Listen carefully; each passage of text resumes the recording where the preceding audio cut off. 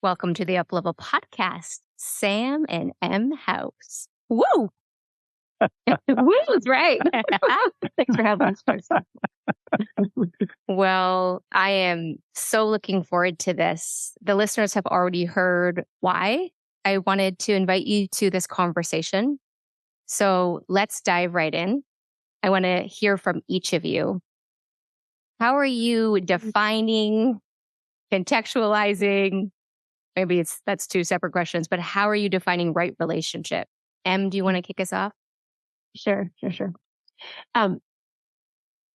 So I think that for me, right relationship is so much about, I still don't think it's like an arrival point. I think it's something that we keep kind of orienting towards, right? And so I think some of the elements of that we can keep orienting towards are an element of like growing our capacity to be with the truth of what's here, to name our own truth, to be accountable to the truth, to our impact and into the truth of others, and to like just continue to like right size ourselves with ourselves and in relationship. Yeah. Beautiful. Sam House. I love what Em said. To me, another element of right relationship is to, like, if there's an ego barrier that stands between me and other, in this case, M, my right relationship means really looking to see what's necessary to remove that ego barrier that prevents me from, with an open heart, looking over there and being connected over there in order to have a deep, truthful, transparent, and loving connection. Mm-hmm. And to me, when that happens, we're very much at least in the direction, if not smack dab in the middle of the domain of right relationship. So being parent and child. Whoa. Yeah. Wow. We've got a child and a parent here. And the listeners heard it's one of the reasons why I wanted to explore this with you. Mm-hmm. And let's start there. What's right relationship look like in the context of parent-child? Such a good question. Well, I mean, over here at my end, it all depends sort of at what stage of our own development, literally in terms of number of years, as well as our relationship, the development of the relationship. Where are we in that stage to be in right relationship? When M was 6 years old and I was a much younger parent, how we would define right relationship would look quite different than it does now. So in terms of more current present day functioning, it has everything to do with seeing that remarkable adult human being over there who happens to be my kid, and treasuring the gifts that they carry and that they bring to me personally.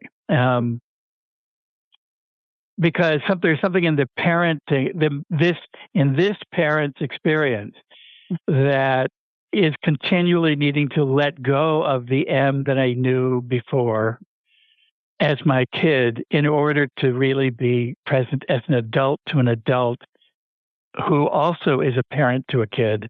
Mm-hmm. So there's an interesting dynamic there. But to keep letting go and being open to what is here right now, that's a beginning response. I don't know. Yeah. Beautiful. Yeah. I think that's so brilliant. And actually, I was like, damn, that's so brilliant. And I was like, wait, just given that we have two different we have a number of different relationships, so colleagues and like you are my dad. How do you we're in this space together? I think that for their sake, why don't you call me Sam and I'll call you M. Okay, great. When we end this, you can call me Dad again. Great. Nice. Well, listeners, there's a beautiful Designed Alliance moment, right? Part of being a right relationship. Like, what should we call each other in this context? Yeah. Right. Yeah. I think that's one of the gifts of getting to work together. I'll go back to your question in a second, Christy, but I think one of the gifts of getting to work together is that it's allowed us to really rework and get conscious about our relationship, about how we talk to each other, how we talk about each other. I pat myself on the back all the time for being like, hey, you gave yourself another access point. But I want that for everyone, regardless of whether or not you worked with your parents. Yeah. Sam, I think that was such a brilliant point about, continuing to let go of like our perception of who that person was before, because it just feels like you said, I have a 3-year-old, and I feel like I'm shedding my perception daily of like who she is and what her capacity is. And I think I make up that at some point we stop doing that as much. We're like, oh yeah, I know who you are. And I think that goes in both directions, right? I think that goes both like parents to kids, but also kids to parents. Oh, it's my dad. I know that guy. Well, I think it's developmentally appropriate for the parent to lead in that dynamism. I think that there is something that we can maybe give to our kids as they get older and more mature. They'd be like, let's keep seeing each other differently. I love this. So much of what I'm learning about right relationship, the word balance keeps coming up. And again, not how it's been defined in kind of pop culture, but that dynamic giving and then receiving and the tension between it. And that's what I hear you saying in the parent-child relationship. It's this like, there's chapters or seasons of giving and then receiving, which shifts the identity and the dynamic. Right. Yeah. I also have a firm belief that even though in the context of the work that Em and I do, it's in the context of coaching, growing consciousness in the individual and between individuals. That's our domain. And therefore, we have a relationship that lives and serves that domain. Yeah. It is not, what we're talking about is not related to just, well, if you're a coach or you're a therapist and you've got a kid or a parent who's the same, then you can do these kinds of things. As you've navigated parent-child relationship, and as you came out queer and non-binary, what can you both share about how you navigated that as parent-child and in your ecosystem of the family? And where are you now? Yeah. It's so funny. I had a person in my life recently say, I bet that you came out to your parents and they said, oh, I always knew. And I just laughed because I don't think it's been that smooth of a ride, I think that when I came out, I waited for a long time to come out. And I think I felt scared. I was like out to everyone in my world except for like the ones in my innermost circle, like my family. And it was in college. I was farther away. And I came out, and my mom and I had a really difficult experience. I came out to my mom and my dad separately. And this is the first time I'm coming out, right? Like, I think that this is the thing. It's like people talk about coming out. It's like my life has been a series of coming out. It's like over and over again.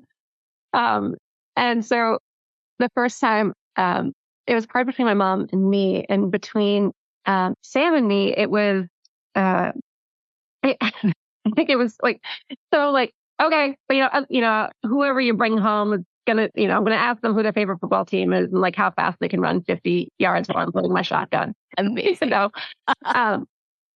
And that felt like, okay, cool. I guess it's not a big deal. And then we had some back and forth. I think that there was some stuff. I think that there were some like old ideas of like why someone comes out, like why someone identifies as queer, like, is this because of who you're around? So, like I got this very kind, well-intentioned letter that summer when I was working in a Mormon camp with like only Mormons, from Sam, saying something like, I think I know you're influenced by the people you like surround yourself by, and like you've been hanging out with the rugby team, and I just, I just want you to be thoughtful about who you're around and what your truth is. And yeah, and I think there's this like it was fine, and there was like some growing edges, and I think I was so delicate in that. I was so emergent in that, that I was like, oh, I need to tuck that away, like it's not safe. But then I think as I felt more robust in my own identities, it's felt more, it's been easier to come out again when I was older. And then again, as a non-binary person, I came out, I think, over text or an email or something like that. And like the response has been really affirming. So that's been my experience. Sam, it might have been real. I imagine it's radically different for you, Sam. Yes and no. I mean, the general theme that you described, yeah, I mean, that kind of fits. The gradual nature of adapting and adjusting to this understanding of who you are and therefore who we are, Mm-hmm. that has been developing over time. And I absolutely take responsibility for living in denial about the earlier stages of you coming out and thinking, oh, this is a phase.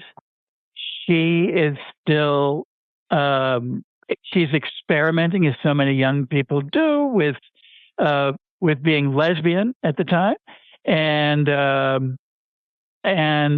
crossing my fingers that she'll see the light and come around. Gotta find the right guy. Find the right guy Who can That's right. play football and yeah. Yeah. So all of those things have been a part of my growth trajectory. Mm-hmm. And yet also, having conversations with myself and I think with Heather, my wife, your mom, around how do we adapt and adjust and fully accept and embrace this kid as they are now. Mm-hmm. And I still mess up your pronouns, though less now than I did before. And I'm very proud about that. However, where I screw up your pronouns most is when I'm talking to your mom, actually. Heather keeps reminding me, they. But I'm really going to get better elsewhere. Yeah. So it's been a real adjustment to the, the adjustment is not to you at the heart and soul level. That's unchanged. Yeah. But on the identity level of who I've always made up in my head who you to be, that is where my adjustment has been happening. And in the last 2 or 3 years, there's been becoming increasing congruency around absolutely getting that as a parent to you, this is who you truly are, and I celebrate it. Yeah. But it's been a path for me. Yeah. What have you had to let go of in order to kind of get more congruent? Great question. Yeah, I think I've just had to let go of my my traditional view of my own marriage and sense of relationship, and thinking that any offspring of mine is going to recreate what I've created, of course, because they're my offspring. I mean, it's kind of grandiose to think that, I realize. But there's some of that. It's been a good deal of that, actually. And letting go of that has been what's brought it into more congruency. Yeah. Thank you both for speaking so candidly and sharing your heart this way with me, with us. I think when I take it back to right relationship and bigger systems. This is a microcosm of what's been happening in our world in a way, right? There's been the more traditional systems that are being requested to shift and look at things differently and to find that new balance, to open, evolve, break down so it can become anew. So thank you for sharing it from a familia perspective. Like, if you were going to start to take the conversation up to like a systems level, what's the wisdom in the context of right relationship from parent-child? Yeah. It's so interesting. I think that there's so many ways that it feels deeply parallel. So there's something about how like we are, like Christy, what you just said about how like systems are asked to like grow and change and evolve. And I think about, Sam, what you had said about like, there's a part of you that kind of, in a way that might have been grandiose or whatever, to like think like, of course my child will like be exactly like I am. And like, they will carry forth in the world the structures that I have like also serve me. Right. Like I think that our societies like live by a similar ethos. Like no wonder that lives in our family, like, or like there's a part of that lives in our family. It's because it's in the system, right? And yet we have a reality that is asking that system to grow and change. And I think that there are parts of that system that are like growing and changing and saying, okay, we need to like grieve and let go of, or whatever, like, do our work to let go of what has been to move into what is here. I think there are other parts of the system that are doing what other parents do when their kids come out to them, where they get even more firmly into a place of like, you will be like what I want you to be, or you get out, not have relationship, right? Like, thank God I don't come from that family. And I know so many who do, right? Yeah. And that's something that I see showing up in our system a lot right now. There's like, in the bigger system. Yeah, in the bigger system, right? Yeah. In the political systems and structures, in cultural systems and structures. And it's like this, you and we had one conversation in Philly. It was a brilliant conversation. Okay. And you were talking to me about this evolution of humanity. But we were talking about it in the context, I think, of gender and how it's always been part of humanness.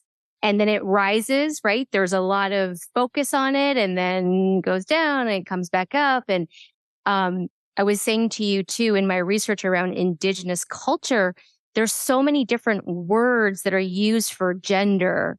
And the English language is so limiting when it comes to that, which I think impacts our ability to grasp multiple ways of expressing one identity.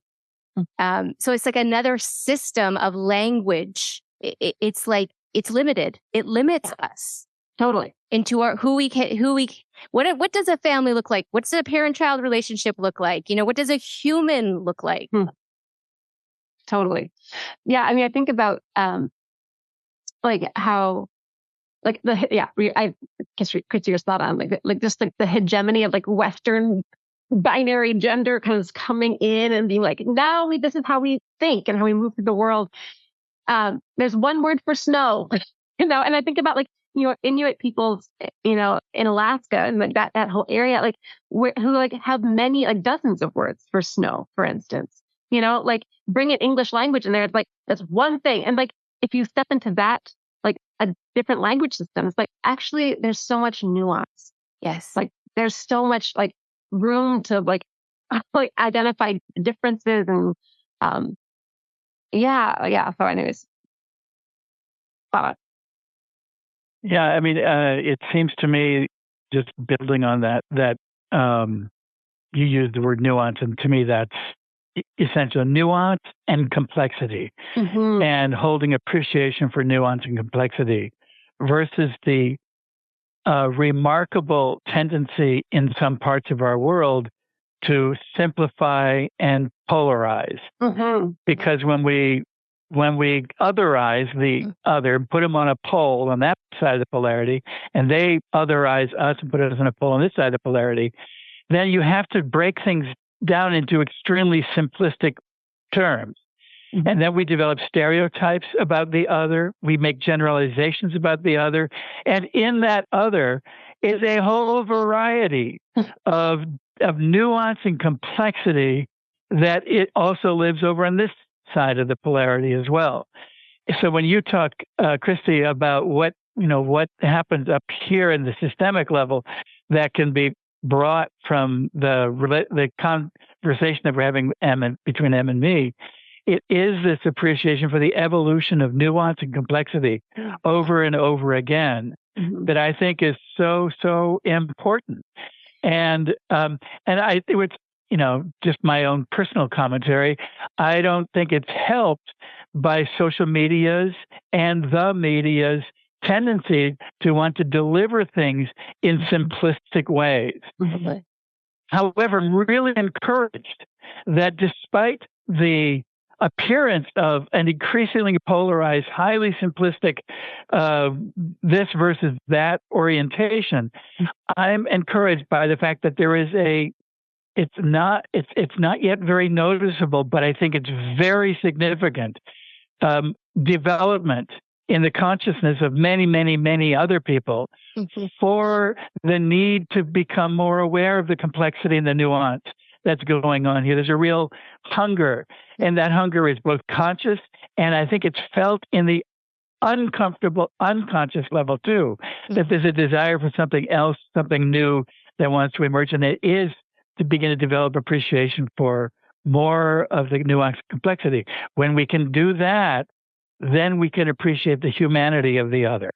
So, and then we can move towards right relationship. Yeah. Those are like the key ingredients for right relationship. Yeah. Right there. Yeah. Right there. You heard it. Em and Sam House. Lived experience. Coming in hot, people. Coming in hot. The UpLevel Podcast. And keep building off that. You've got some gold there. I can see it. Yeah. Well, I was just thinking like that thing that's like happening, this, I have two thoughts at the same time. One is, Sam, I love what you're speaking to, like, that there is a longing for greater complexity, greater nuance. Like there is that energy, whether it's conscious or unconscious. And like, that's something that also gets mapped out of the media. Like we can't see because it's oftentimes, it's smaller, it's localized. It's like happening in our communities, in the circles we are in. And like, I think if ever there's a time for circles to be important, right now, get in some circles. Yes. We need to keep resourcing. We need to keep resourcing. And especially because I think we need to keep resourcing because of what you're speaking to, of like, I feel like right now we've got the parent. Maybe we always had the parent, but like we definitely right now have the parent that is like, I will control you. I will say like, this is not how it is. Like these are the parts of you that I won't accept. And so we're getting rid of any evidence of them. Like I think about like the books that are being taken out of our libraries, like the thing, like the histories around slavery and structural white supremacy and like, civil rights that are being mapped out of our history curricula, like our DEI programs that are literally being like ripped out. It's like of our federal government. Like there's just rather than teaching people like, hey, we have some really hard stuff in our history and here right now, not in our rooms. Like, let's learn how to be with that. Let's be with that. Let's learn. We're having the parents who are like, take it out. And so I think that we as the kids right now, like, I feel like we are the kids. We need to circle up and like, create our resources and be like, okay, like who else can I go to for like support and care and learning around this stuff? So yeah, circles feel really important. The circles, the community, and then you use two words, the be with. Yeah. Be with. Let's define be with for listeners. And like in the context of right relationship, how is that one of the ingredients? Be with. Yeah, well, as you well know, Christy, it's a key component of the coach training work that the three of us do, and that the three of us do when we are working with our own clients as well. And each of you may have different ideas of how to describe this, but for me, being with is not in any way about change with or do the change. It is the capacity to simply sit with and open our heart and listen with our ears and our heart to what is being said, ideally without judgment. Yeah, and to manage the judgments when they arise too, so that they don't interfere with our ability to fully be with. I don't know. That's a start to respond to that. Yeah, I think that there's just to add later on to that, like there's something about like be with means like staying with ourselves and staying with other. And so like I think that for a lot of my life, I learned to be with out here. And actually I told what I coach like this. It's like I'm out here. Full body experience right up in you. Here we go. Yeah. Right. And so like I'm really being with this other person. But like my work has actually been to like simultaneously stay with myself and to notice like what's here too. Like what is also here. And like Chrissy, I think that you spoke to like the giving and the receiving. And there's something about like if we aren't staying with ourselves and being with, like just noticing what are the emotions that are coming up, what are the needs, what are the longings that we have, like, and like kind of like naming those, honoring those, whatever, like as part of that relationship. It's a broken system. That infinity loop does not work. So it breaks down. It breaks down, right? And so there's something about the staying present with self while also staying present with the other, or kind of doing that like back and forth.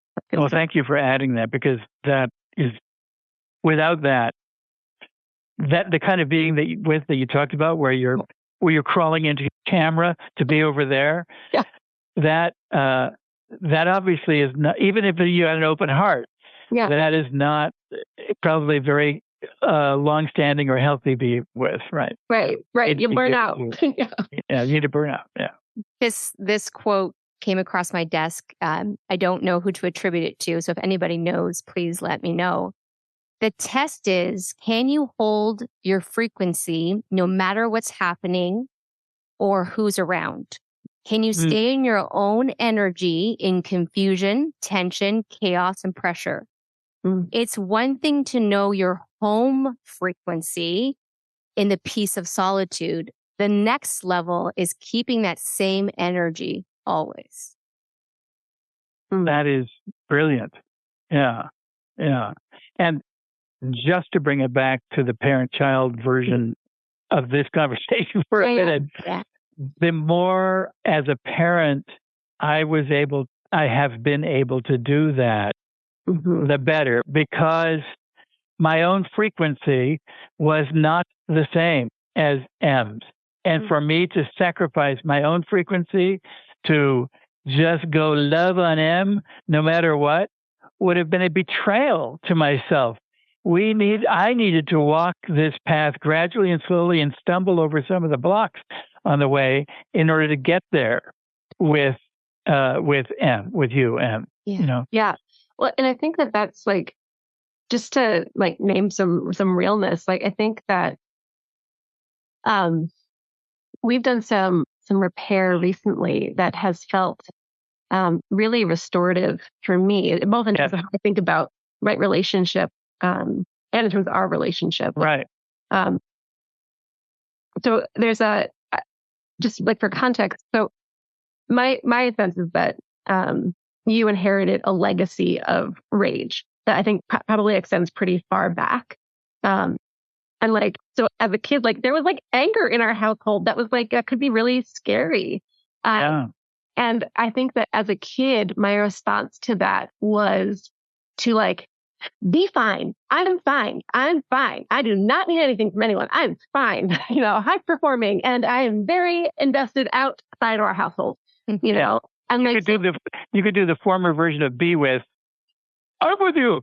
yeah, right. Very well. Right. I'm fine. Totally. Abdicate this, go Yeah, over here. right. Right. Totally. And, right. And so I think that there's a way that, I like out of a place of like just kind of self-preservation sometimes. Like I think that I kind of cut off our relationship, like in some way I kind of walled myself off, Sure. in a lot of ways. And I think it was like, and then what was so cool is like as an adult, that as we got space, like, you know, as we've shifted the context of our relationship and found a different container for it, I think we could both come back in newly. Like I think in college and when I moved to Colorado, we were able to come back in newly and kind of get to know each other differently. Yeah. And then like getting to work together, it's like another act. Yeah. We got to know each other and build a relationship differently. Hitting some setbacks along the way. Hitting some setbacks. Yeah. Yeah. And I think that like, you know, we had we had a rupture. I was, so Sam and I, you know, we've led a number of courses together, like, and I also got to shadow, like when I was training on the leadership program, I got to shadow, Sam's leadership program. And I think that there was like, we had an instance that was like, that felt jarring and kind of like went back to an old pattern. Yeah. Like I was really like dysregulated by that. But like, I think because like you and I have both cultivated the ability of like moving into the conversation and like a commitment to staying and being, Yeah.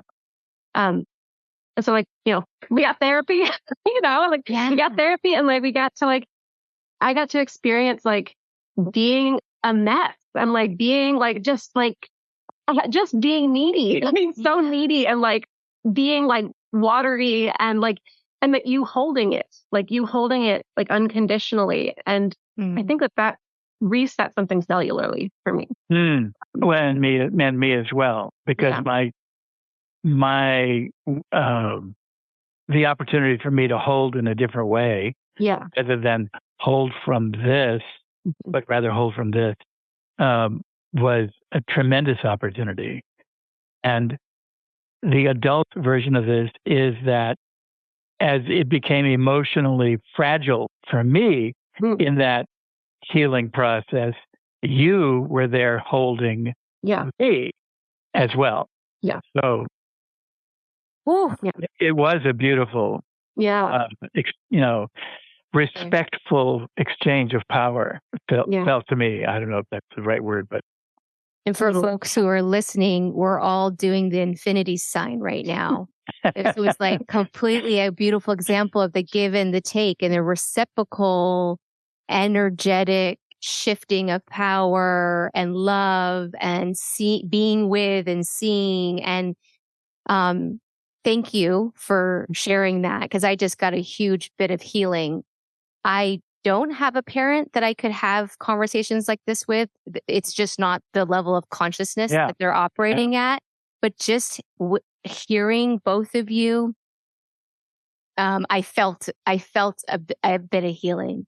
And so for folks that are listening who are like, I don't, my parent or my child is not a coach and a therapist, so that, I just want folks to hear the transmission, because we can get healing from hearing other people's healing stories. And I feel like that's really important. It's really important. And that's why the circles, sitting in the circles and hearing other people's stories is really important right now as we're navigating the times that we're living through. Totally. Yeah. Totally. And I wanted to say that there's also something about, we were also held, like there's something about being like, I want to say it's never too late to have someone hold you, it's like dad was not, dad, like it was never too late for you to hold me, and like it was never too late for our relationship to be held by someone, so that we could do that work. A third party, right? Yeah, a third party. Yeah, so that you and I could actually both relax into that process. Right. So I want to just say, like, even if you don't get your kids in for therapy when they're, little, like, I don't know, there's always room to be held. Yeah. And there's, again, in the context of right relationship, there's other ways to be held, like through nature. Yeah. Like what are some other ways you could offer for folks who maybe don't have access to like coaching and therapy in a way to help restore a right relationship with self, with other, with the world beyond them? Well, that's a big question. Now there are a couple of things I'm thinking of. One is it's a practice that I've been spending a lot more time in the last 6 months to a year on, and it is the idea of forgiveness. And now that's a loaded term for many, because for people who have experienced being victimized by others, the idea that they should be expected to forgive in them in order to find their own healing is actually a patronizing and patriarchal kind of thing to put on them. So I say it with tremendous respect for whatever pains have occurred in an individual's life. And so that's first and foremost. But the other side of it is that forgiveness has little to do, this is what I'm coming to terms with myself, forgiveness has little to do with the other person. It has a lot to do with how I'm holding it about the other person. And that forgiveness is the ability for me to release and let go when I am ready, when I've done my own work about the emotional charge that I've been holding. And there's a softening that occurs in terms of my relationship with the other, whoever the other is, that they may never change. But that the sooner I can come to terms with myself to, in an empowered way, provide a place of letting go, releasing. It's called forgiveness, but if that's too charged a word, then don't use that word. To allow them to be who they are, even if they are jerks, and notice and experience the sort of relief ultimately that comes with that. So you asked if you're not Christy, you asked if you're not working with a coach or a therapist, what can you do? You can do your own release work inside, and when you're out in nature, just to bring nature back into it, it's a great place to do that release work. So that as you're walking along under the trees in a park or on a trail, you might even, and this is going to sound probably too woo-woo for some, but you might, just practice pretending that tree or that stone has an essence, and to be in a conversation with it, because it's safe to be in a conversation with this stone. You're going to get no pushback. And to say, you know what, I'm just with you, stone or tree, I am beginning to practice releasing what I've been holding against this other person. I release it so I no longer have to carry it myself. Will you hold it for me? Yes. So I just think that those are some simple with yourself kinds of things that can be done that can be extremely powerful, and they don't require a therapist. Yes. And here's how I know that we are related, because I was also like, go to nature and talk to some rocks and trees. It's in the lineage. And it's not woo-woo, and I want us all to stop saying that, because what it is right relationship. I mean, that's it. And, the people who were here long before our people knew that, and that intelligence and that knowledge has been stripped from us. But I think we're coming back to it because we have to.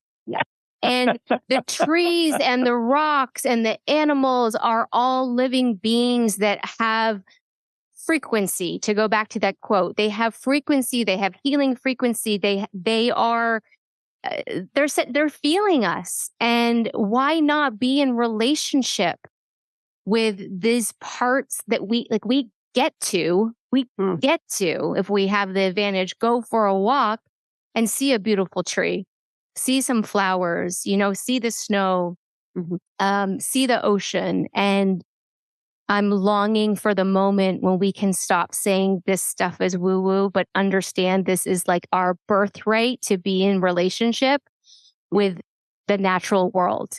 And then, maybe coaches and therapists, maybe we would be put out of business. And maybe that is restoring right relationship, because part of the reason, we get to do the work we do is because I think people have been so disconnected from the natural world, so disconnected. And disconnected from our cellular bodies. The only thing I'm going to add to like other things you can do is like, let yourself know that something else is possible, like we are cellular beings. And so like, we actually need to know, like, deeply in our bodies that things can be different. So there's something about like, I don't know, if you don't, I live in Philadelphia. I live in a part of Philadelphia that has trees, but there are many that don't.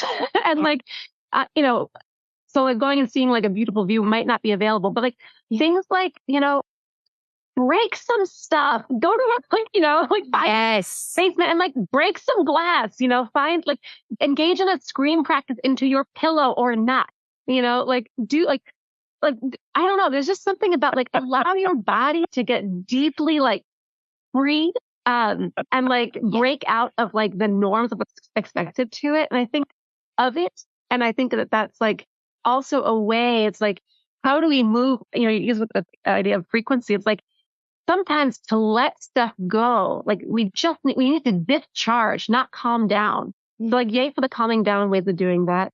And yay for the high octane, high frequency ways of doing that too. Yeah, full body tingles. I'm ready to go to the rage room. Let's go break some shit. Let's go do it. See, this like the full range of humanity right here in what you're both bringing, and so, what a blessing to be part of a family unit, where you've been exploring this and learning it and failing it and beginning again and doing great at it. And it's really why I wanted you here to highlight that, like that it is possible. Yeah. It is possible. Yeah. It's possible, and it requires courage because there's a comfort level in staying inside of my contained box where if I go to the rage room and throw light bulbs at a concrete wall for the thrill and the, the cellular experience of letting that go, or if I'm walking on a path and I am giving that same kind of emotional expression to that tree or that rock rather than carrying it inside, that takes courage to break out of the container of appropriateness that is killing us. It is killing us. Because just the last thing about that is that it's done consciously and intentionally rather than it gets expressed in a rage-filled way unconsciously and reactively. And to me, working with that distinction is monstrous. It's so huge, Yeah.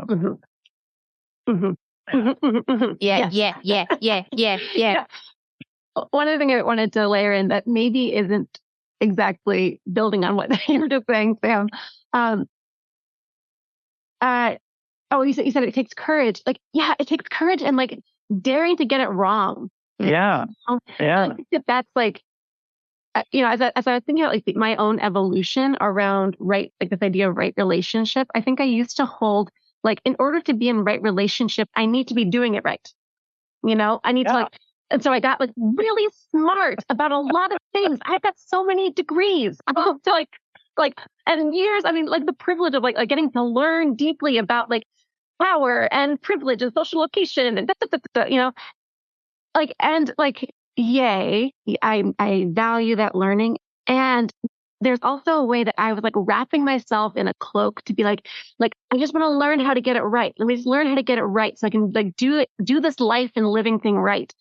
And man, there's something about like daring to be in progress, like daring to audaciously be in progress and to like create enough safety in the world around you to like get feedback for like how like when you're getting it right, great. But like when I'm getting it wrong, am I stepping on someone's toes by daring to speak?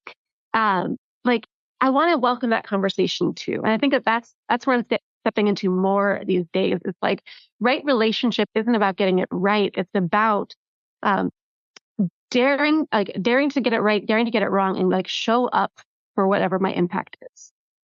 Beautifully stated.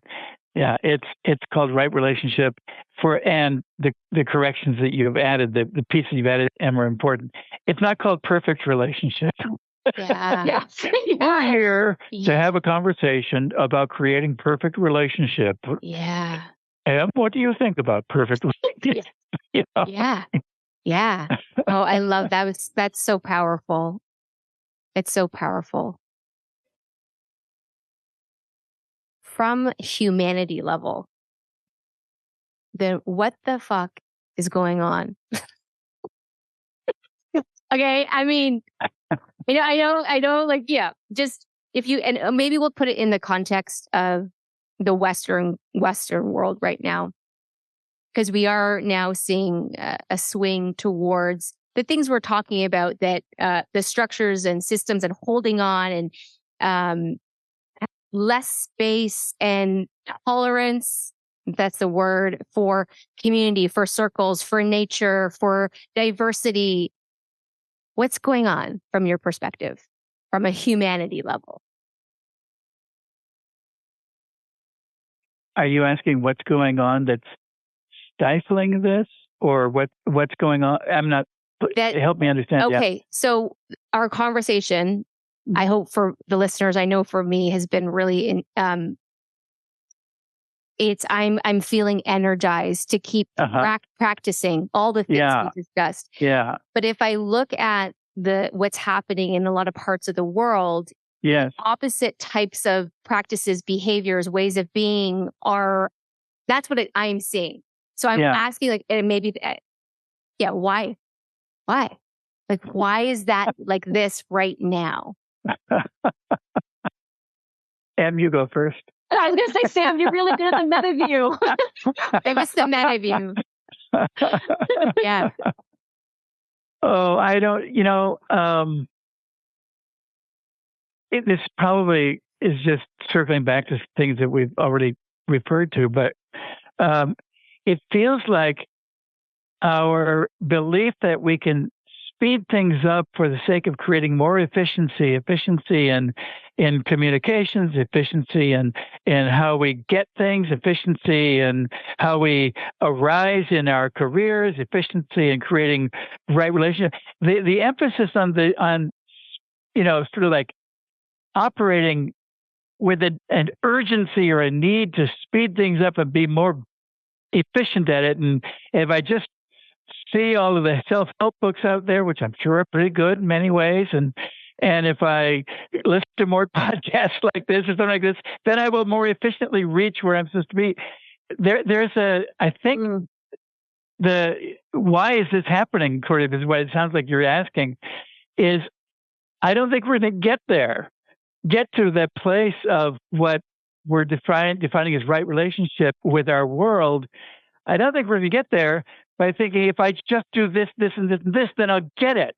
Mm-hmm. Even though we're actually prescribing those things in this conversation. There's something about, I don't know, slowing down,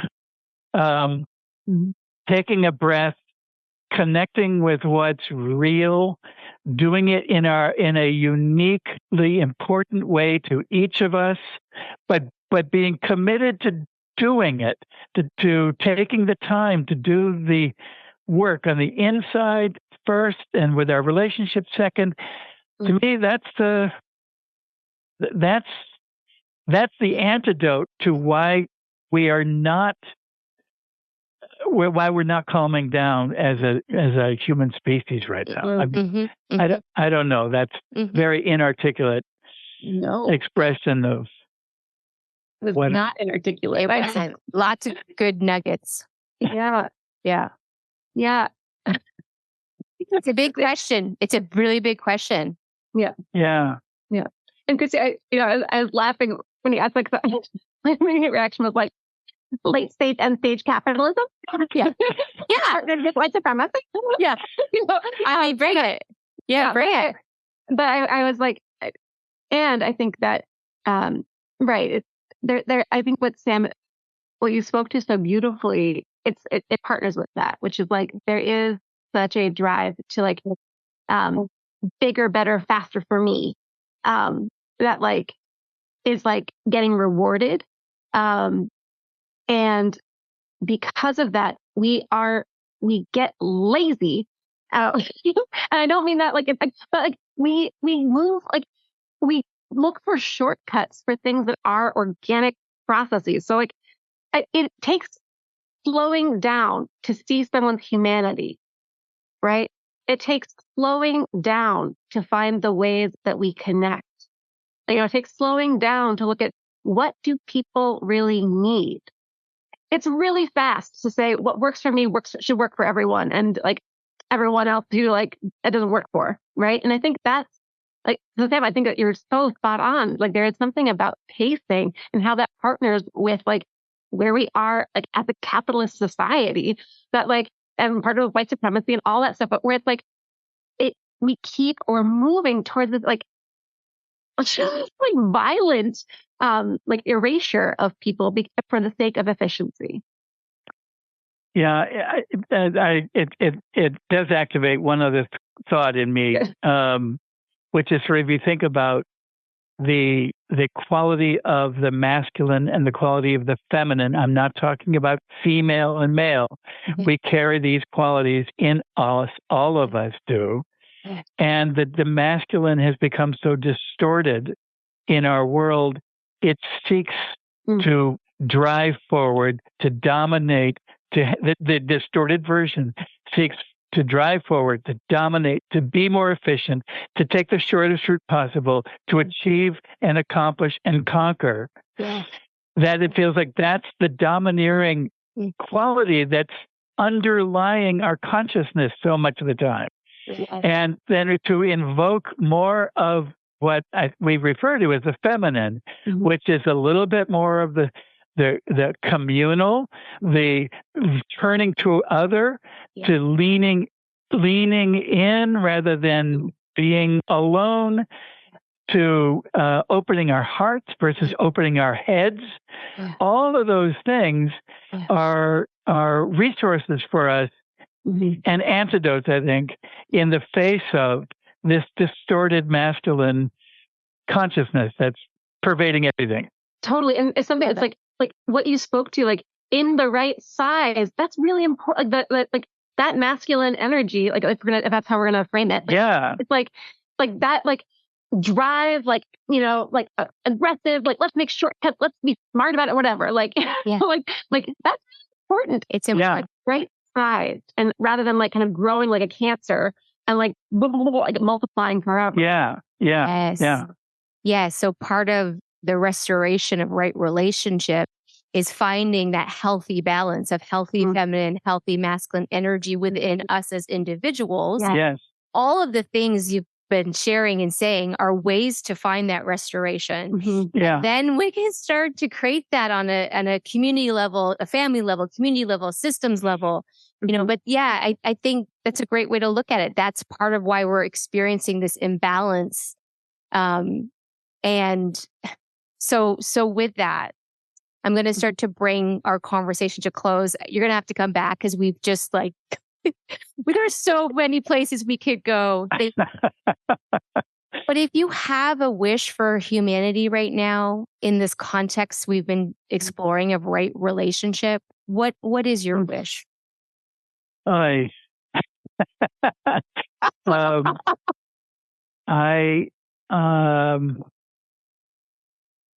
They say this is an overused or well-used statement.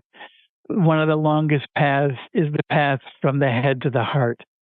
And I still love that. So, and my wish is that we walk spend more time consciously walking that path from the head to the heart, not to leave the head behind. We need our head, but may we bring our head and our heart and meld them together and operate from a place of thoughtful, heart-centered engagement with life itself. To me, that's Brilliant. That's my wanting. Oh, That's so good. so Well good. said. So good, Dad House.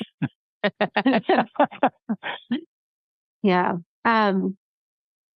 Yeah, I don't know what I would add to that. Well, what's your longing, for humanity right now? The phrase that came to me is slow the fuck down.